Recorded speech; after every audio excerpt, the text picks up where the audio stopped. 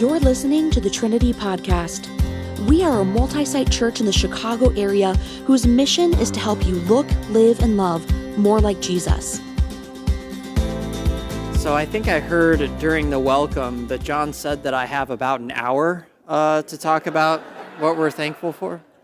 I think he meant the whole service. I think he meant our entire worship time together. But allow me to say good evening to you all and a happy Thanksgiving. We are going to be looking at that story that was just read a moment ago from Luke chapter 17, but I think it's only right that we take a moment to allow God to prepare our hearts and our minds to receive the message that he has for us. So would you please bow your heads together with me and let's pray together.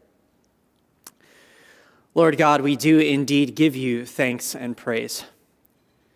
When we stop and we consider all the ways in which you bless us, how could we not?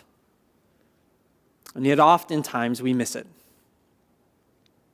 And so this evening, as we take some time to meditate on this incredible gift you give us, your word, Lord, we ask that you would give us open hearts and minds to receive the message that you have for us.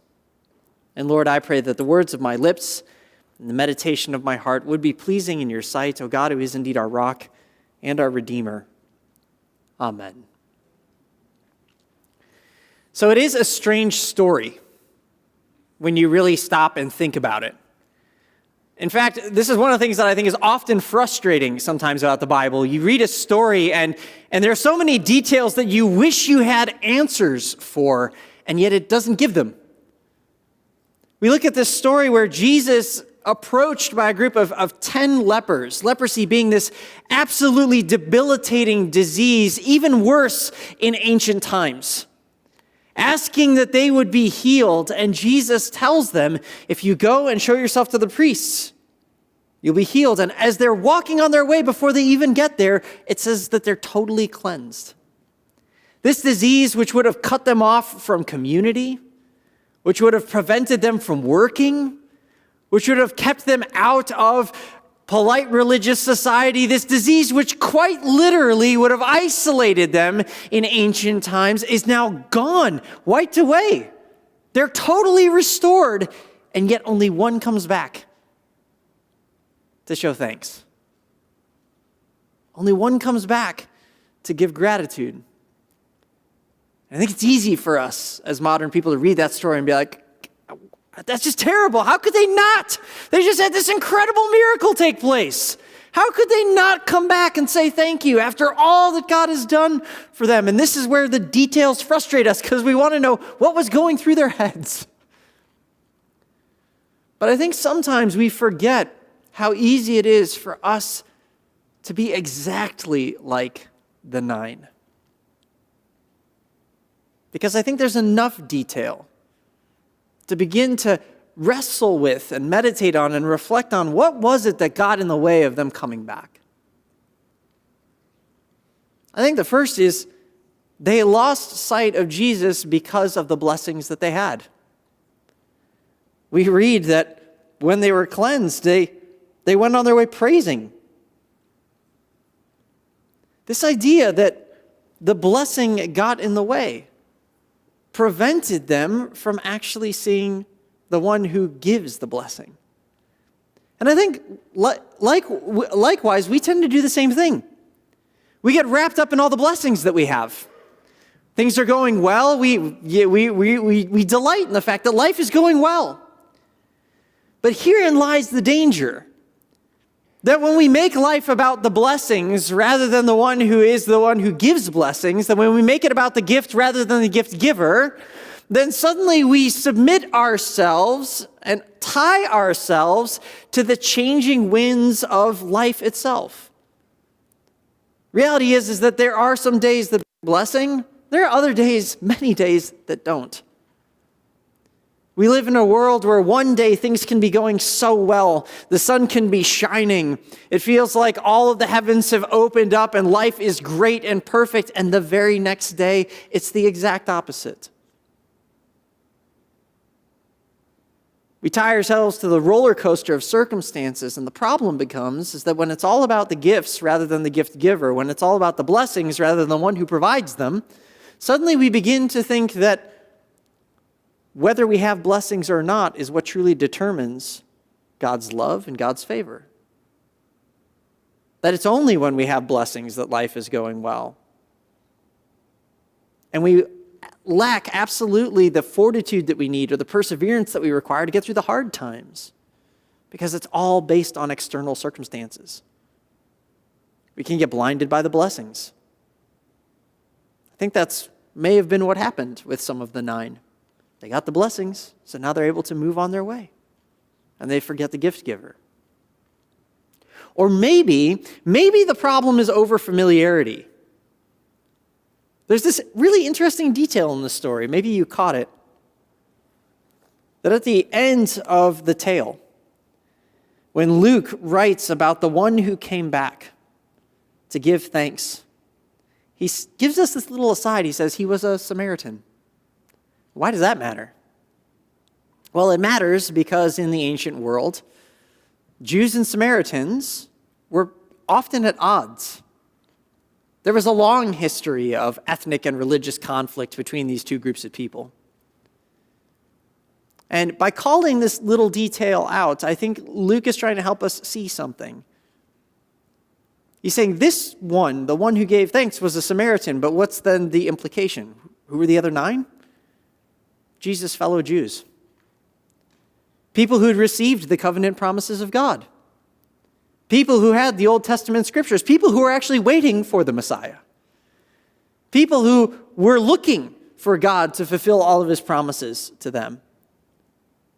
And in many ways, I have to wonder if it was their overfamiliarity with that God that kept them from actually giving him praise and thanks. Well, of course he's going to bless us because we're his chosen people. Of course he's going to give us what we need. That's just what we're owed. That's what we are due. But this Samaritan knows different. He doesn't allow overfamiliarity to get in the way of the awesomeness of the gift, the beauty of what God has provided for him. He comes back to give thanks and praise. Overfamiliarity, I think, can sometimes get in the way of us actually seeing the gift giver, because we tend to think we're entitled to something. We tend to think that it's what we're owed. And the problem is whether it's that we get so focused on the blessing and rather than the one who gives it, or whether it's our overfamiliarity with the God who graciously gives us all things, is it ends up moving us into a posture that I think fails to see the reality that we are given miracles and blessings all the time. We look back at this sermon, we're just like, oh, what such an incredible miracle. Surely they should give thanks. But consider this. When you stop and actually think about what it is we have on a day in and day out basis, how could we not stand in awe? Nothing in this world is owed to us. Absolutely nothing. There's no guarantee that tomorrow the sun will rise. There's no guarantee that tomorrow there will be clean air for us to breathe, clothes on our backs, roofs over our heads. Every single one of these things, if you actually stop and think about it, none of us did anything to earn them. We're not owed them. And yet, God richly and provides us with everything that we need for this life. That actually, if you stop and you really think about it, who are we to earn or deserve anything? And yet we wake up each day able to behold a sunrise, a miracle in itself, light burning in darkness, providing warmth and light. We wake up each day and we have roofs over our heads, clothes on our backs. We have friends and family and loved ones. We have jobs and food on our table. You see, sometimes I think we miss the fact that everything that we have is a miracle. Absolutely everything that we have is a gracious gift from God. But when we fixate so much on the blessings that we have or the blessings that we think that we deserve, suddenly we find ourselves not only in a place of missing the miraculous, but actually missing the entire gift of life that's given to us. I was recently talking with a friend and mentor of mine, and he says, one of the things that strikes me often is how many people operate with what he called a poverty mentality. I asked him what he meant by that. I said, what do you mean a poverty mentality? He says that poverty mentality is one which only sees what's missing in the midst of vast abundance. It only sees what's missing in the midst of vast abundance. He says, often we come into the holidays and Thanksgiving, we think of all the things that we don't have, all the things that we don't possess. And we become sullen and distracted and downcast. And he says, and yet, if you actually stop and think about it, we're surrounded by the incredible gifts and the miraculous things of God. When we start to think that way, we realize maybe we've been too hard on the 9. Maybe more often than not, we find ourselves in their company rather than with the one who returns. So what did the one who returns actually see and understand? He saw and he understood that he found himself in the presence of a God who owes him nothing and yet was graciously willing to give him everything. He saw that he was in the presence of the divine, of the holy God who, when us compared to him are absolutely nothing, and yet graciously pours out exactly what's required in just the right way and in just the right time. And he couldn't help but fall on his knees and praise him. See, one of the things that I think is beautiful about Thanksgiving is it's an opportunity to actually step back and to behold the one who gives us all things. One of the things that we see in Scripture is that we have a generous God. So generous, in fact, that Scripture puts it this way. It says that God so loved the world that he gave. He gave his one and only Son that whoever believes in him shall not perish, but have eternal life. Can you think of anything more abundant than that? When I stop and consider that though I am owed absolutely nothing, and yet the God who spoke the heavens into being considers me and promises me life eternal, how can I not stand in awe? And suddenly the things that I lack seem so small in comparison to all that we've been given. Thanksgiving is a time to step back and take stock not of the blessings, but of the one who gives them. Not of the gifts, but of the gift giver. Because when we do, it changes everything about how we live. Suddenly those momentary trials or losses or lacks or shortcomings, when put up against the grandeur of eternity, begin to fade into the background. That even if our holidays are holidays where, yes, there is sorrow, an empty seat maybe that we wish was filled, a loved one who isn't there, when we put it against the backdrop of eternity, what we realize is that as painful as this is, it's but a moment in the hands of a God who's promised us eternity, who will carry us in all of life's circumstances. And suddenly Thanksgiving doesn't just become a day. It becomes a way of life. Because it's a moment that leads us to see in every one of our moments that we who have a God who in his grace and in his mercy continues to pour out not only everything that we need for this life, but also all that we require for life eternal. And it's because of that he is truly worthy of all praise, honor, and glory.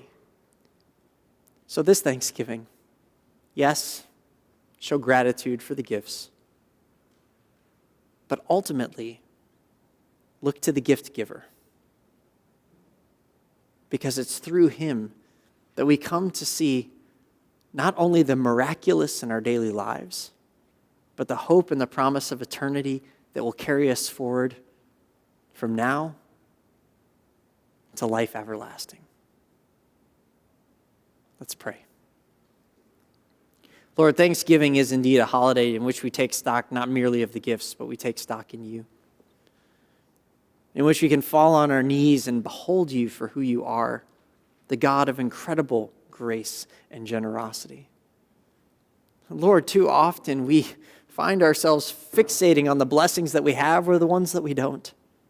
And we miss the fact that you are always with us, that you never leave us or forsake us, that you provide us with exactly what we need in the right time, and that even in moments when it seems like blessings are few, we can step back and realize that you have already promised us, guaranteed us, given us the gift of eternity. Why? Because you came into this world. You walked with us, talked with us, shared our sorrows, healed us, and ultimately gave your life for us. More than that, you rose again from the dead in the promise that you are the first fruits of what is to come. And when we behold that, when we see that, how can we do anything less but give you thanks and praise? Help us to be thanksgiving people, not just this week, but every single day of our lives. It's in your name that we pray. Amen. Thank you so much for joining us on the Trinity podcast. We hope this week's message encouraged you to consider the claims of Jesus in a new way, and we would love to have you join us for worship on the weekend. To find a location near you, visit www.tlc4u.org.